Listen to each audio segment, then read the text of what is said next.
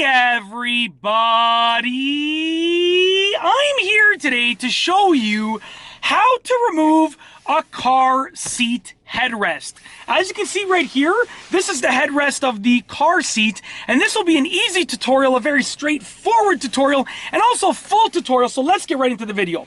So as you can see, this is the passenger seat, but the driver's seat also has the same thing, and the rear seats also have the same thing, okay? What you want to do is you want to look for a little button on the side, and I'll show you, as I pull this up, it's gonna allow me to expose this little button right here. Now in some car seats with the headrest, you're gonna have to push this button down, and then when holding the button down, you can pull the headrest out just like that, okay?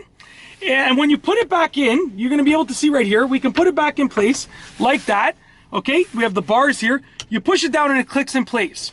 If you wanna adjust the position, you push and hold that down, clicks in place like that.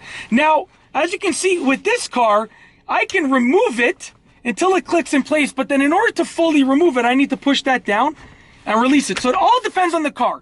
In some cars, it's gonna allow you to just sort of, you only need to push the button when you're going in one direction.